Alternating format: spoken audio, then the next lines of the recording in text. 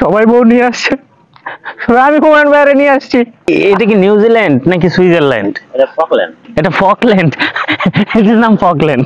খাওয়া বেশি হয়ে গেছে, একটু বেশি খাওয়া হয়ে গেছে। আমরা 0 পয়েন্ট নামলাম এখানে।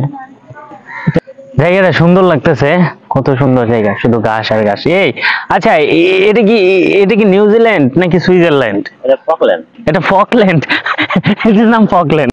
ওই যে ওই পাশটাই এ পর্যন্ত নাকি জোয়ারের পানি চলে আসে, 6টার দিকে হয়তো বা চলে আসবে, 4টা থেকেই শুরু হয়।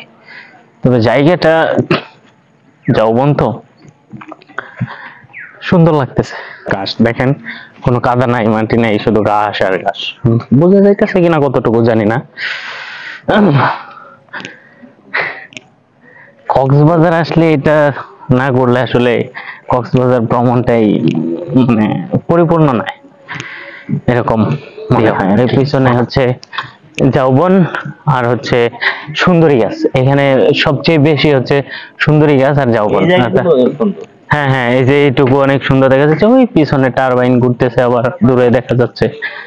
এই যে এই হচ্ছে জায়গাটা, পুরোপুরি জায়গা, পুরো জায়গা। এই অনেকে এখান দিয়ে ঘুরতে আসছে। তারপরে এই যে এই জায়গাটুকু দেখা যাচ্ছে,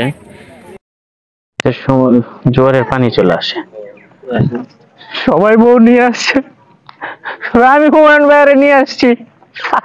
জীবন কারণ হুমায়ুন ভাই একমাত্র ব্যাচেলর। হুমায়ুন ভাই ব্যাচেলর, সুপার ব্যাচেলর হুমায়ুন ভাই, এর যেতে বড় ব্যাচেলর হইতে পারে না। এই যে এখানকার যে ইয়াগুলা, নৌকাগুলা, এগুলো কিন্তু মাটির উপরে। এরা যে জোয়ারের পানি যখন আসবে তখন জ্বলে যাবে। এই যে দেখেন নৌকা, 20-25টা নৌকা, তারা এখানে জালের মাছ জাল ঠিক করছে, কেউ নৌকা ঠিক করতেছে, যে যার মতো কাজ করতেছে। এই সেই এভাবে কাজ করতেছে। কক্সবাজারের মধ্যে আসলে এরকম পরিবেশ পাওয়াটা আসলেই আমি জানতাম না যে এখানে এত ভালো একটা সুন্দর পরিবেশ আছে। যে দিকটা এই গাছগুলোর পরে সমুদ্র, আর এই পর্যন্ত পানি চলে আসে, জোয়ারের পানি এই পর্যন্ত আসে, বাটার সময় পানি থাকে না।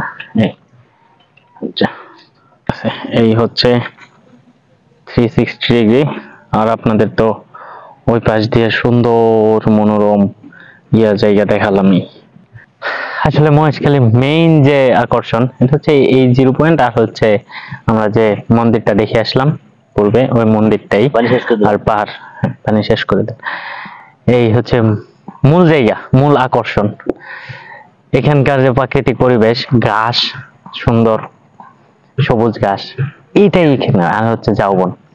এই কক্সবাজার বিচের পাশে যৌবন আছে, কিন্তু ওইখানে ঘাস নাই, ওইখানে বালির উপরে হাঁটা লাগে। এখানে দেখেন ওই যে পিছন দিয়ে সূর্য উকি দিচ্ছে, আর এই সবুজের মনোরম দৃশ্য আমরা উপভোগ করতে পারতেছি। যাকে এখন আমরা পুরাতন জেটি ঘাট চলে দেব, মহেশখালীর বিখ্যাত পান খাওয়ার চেষ্টা করব।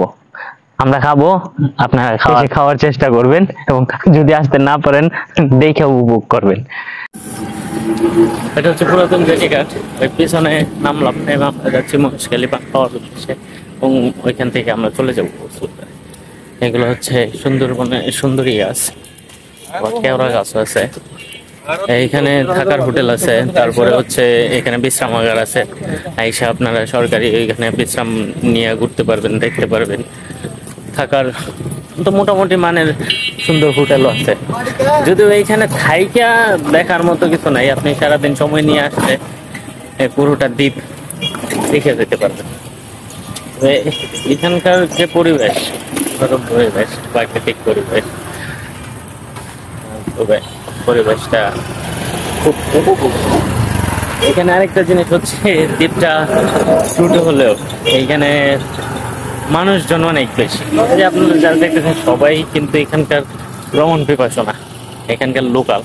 এখানে প্রায় 7 লক্ষর বেশি মানুষ আছে এই ছোট্ট একটা জায়গায়, এত গণবসতি এখানে। তো যাক, আমরা দেখলাম এই মহেশখালী দ্বীপটা ঘুরে ঘুরে দেখার চেষ্টা করছি যতটুকু সম্ভব হয়েছে। মিষ্টি পান, মহেশখালীতে যাবেন মিষ্টি পান, আগুন পান, আগুন পান, মিষ্টি পান খেয়ে যান।